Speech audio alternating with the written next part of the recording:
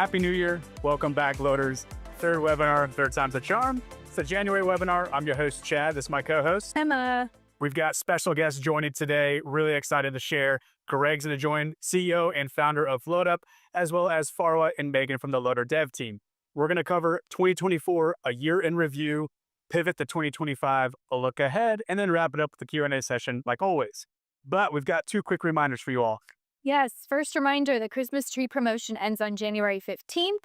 Just a reminder, that is any of the orders that are over $85, customers can add on a live Christmas tree, not an artificial one, and then they can get that picked up for no additional cost. And then the other one, legacy subscriptions expire on January 31st. So please review what that looks like for you and your business, and then reach out to me if you have any questions.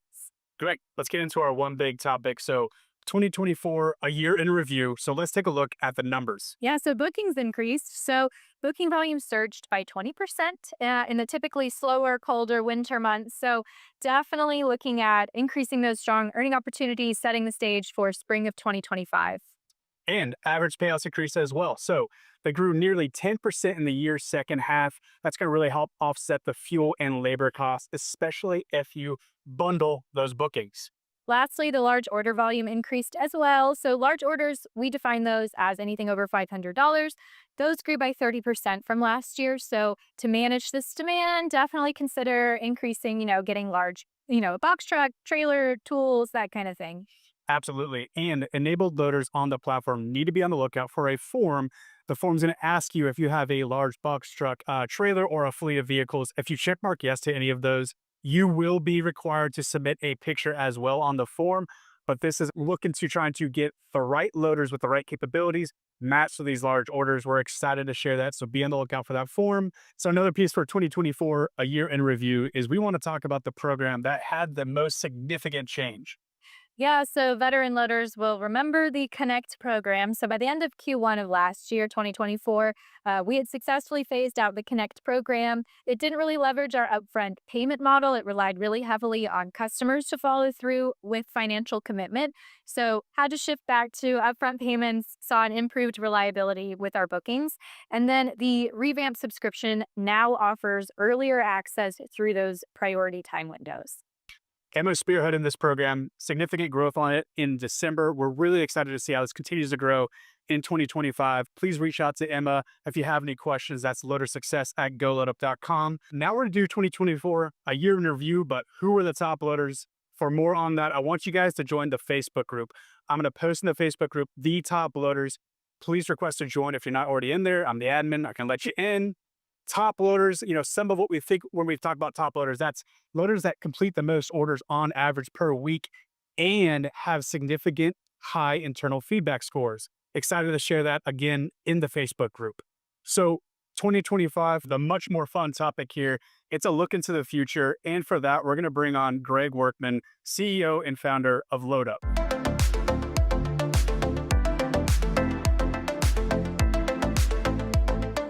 Emma, you want to kick us off? Yeah, so Greg, talk to us about what we have going on right now. Yeah, absolutely. So in Q4, we hired a director of field marketing. And what that looks like is we are getting guerrilla marketing tactics kicked off, starting here in Atlanta, expanding that to the Southeast, and then going national with it. Yard signs are our first initiative for field marketing. If you've been in the junk removal game for a minute, you've seen junk removal signs all over your city. I'm sure you probably put them out yourself. But that's what the first initiative is that we're getting kicked off. It's going to drive a lot of business on a hyper-local level.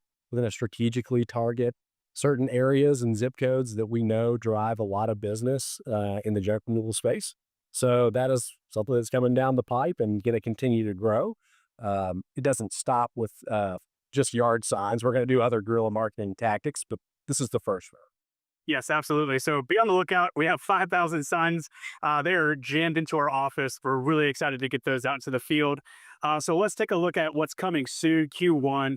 We're going to be placing this in the hands of consumers, and we believe it has the potential to really impact the loaders in a positive manner. Yeah. So our consumer mobile app, we felt like we didn't need one early on in the company's progression.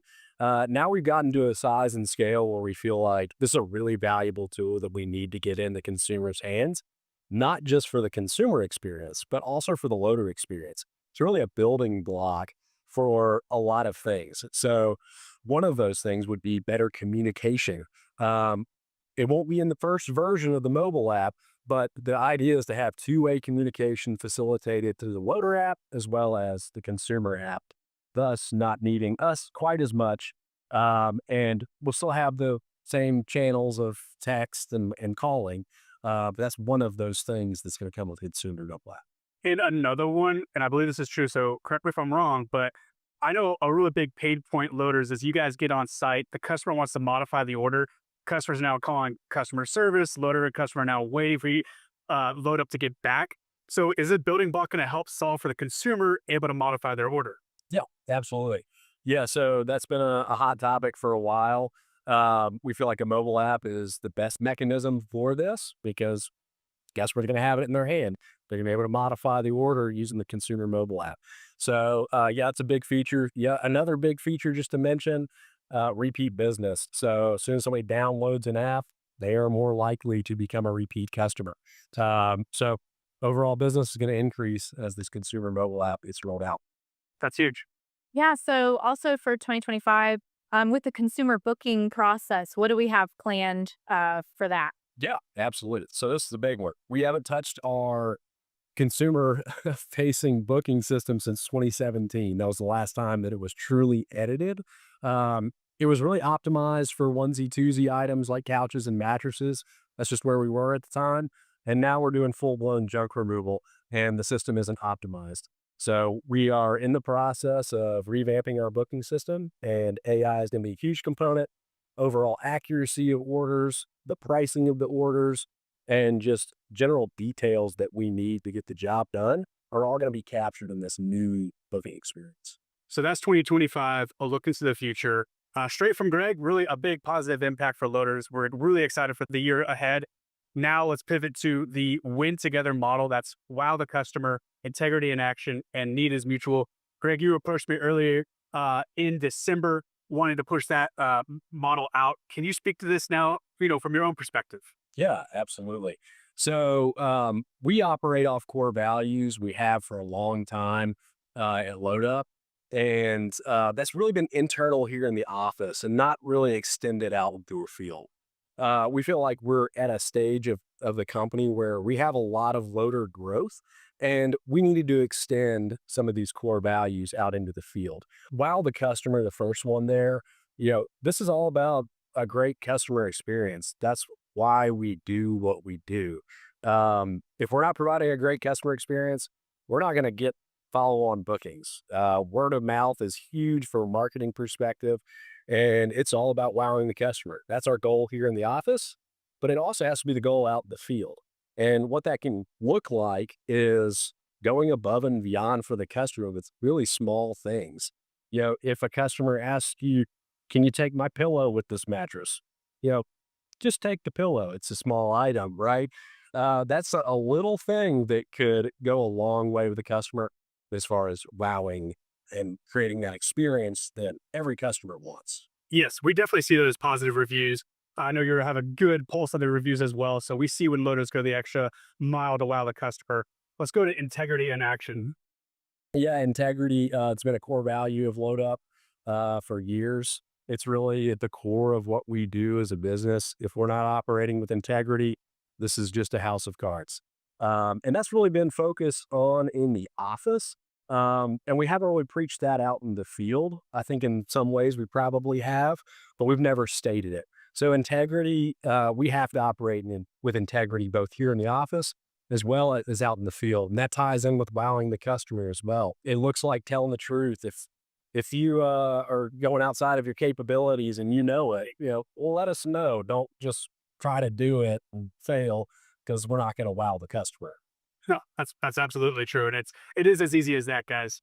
So let's go to the third one now. Need is mutual. Yeah, need is mutual. That's really just we generate a lot of business. We spend a lot of money on marketing, not just from like an ads perspective, but content that we produce, we do a lot of it, and we bring a lot of business out into the field. And that's all great, but we also need somebody to do the jobs. So that's where you guys come in as loaders. You know, the need is mutual. There's a reason why you're leveraging the platform. Maybe you're struggling to get jobs. That's what we do really, really well. So that's what need is mutual. Yeah. No, thanks for wrapping that up. So that's the Win Together Loader Community Values. We touched on those in December, but I wanted you all to hear really Greg, as the CEO and founder, his perspective as well. Thank you for joining us, Greg. Really excited to share the news for 2025, as well as what the Win Together model means to you. Now we're going to pivot to the Q&A session. Megan and Farwa will be joining us. What's going on, Megan and Farwa? Hi, guys. Hey, everyone. Farwa and I are going to be answering a few questions that you submitted or some frequently asked questions. First question is, what are these negative fees on my account? There's one listed as a cancellation fee, a reschedule fee, and a service failure fee. First things first, I'm going to talk about the grace period. This will help avoid any of those fees. The grace period is good until 2 p.m. the day before service. So you can give those orders back without receiving any fees. Make sure maybe to set an alarm for 1:30. You can review any orders the next day and give those back with no fee. The next thing is the loader cancellation fee. This is going to be anything failed on the date of service, or if one of our reps has to mark it as failed if we could not get in touch with you. This is 100% of the loader payout. And again, it's going to be $15 after 2 p.m. the day before service. So if the payout is $50, that will be a $50 fee. Next is the loader reschedule fee. This is going to be if you are unable to complete that order on the date of service and have initiated the reschedule. So again, that's also 100% of the payout because the order was not completed on that date of service. The next one is the service failure fee. This is going to be damage claims, penalties, and they will be marked as a service failure fee, kind of specific scenarios, and we will make sure to communicate any damage fees with you. The last one here is your revert order completion fee. So this is going to be if we find out an order was not completed on that date of service and we have to reverse those funds. That is a full pay reversal as well. Some important things to note is if you have submitted an appeal and it's valid, please give us some time. It's not going to be immediate. We do need to review all of those fees. Thank you. All right, continuing on with the great questions. Next one is, where do I upload my expired compliance documents like a driver's license and auto insurance? So as you near the expiration date, an email from Fountain is going to be sent out to you for you to upload your document. Once you get that email, you're just going to take a clear picture of the document and then input your expiration date. Now, if it's auto insurance that you're uploading, please be sure to upload an auto insurance card or document that just has your name on it, as well as the start and expiration date of the policy for us to verify. Once your document is uploaded, we'll review and get your account in compliance to keep you active on our platform. Now, if you know that you have a document expiring with us soon, just keep an eye out for that email to avoid any disruptions to your account. Next question, how do I change my service area? Is this possible in the app or do I need to let you know? So yes, you do need to let us know if you'd like to change your service area. Just send us an email to compliance@goloadup.com so we can update it. You can only have one service area per driver under your account. Now, if you just like to add some zip codes, you can do that yourself in the loader portal on our website, orders.goloadup.com/driver under your settings. And the next question is, how do I add a driver to my account? So we will need to run a background check on that individual. You'll just send us an email at compliance@goloadup.com with their phone number, their email, and a picture of their license. We'll go ahead and then send over an email with a link for them to consent to the background check. Once that email is back, we'll go ahead and get them added to your account and then send an email with their login details. Awesome. The next question here is, I forgot my password. What's the best course of action? First, when signing into the app, there is a forgot password link. Make sure to click this link. You will submit your email, and then you can refer to that email to update your password. Please check your spam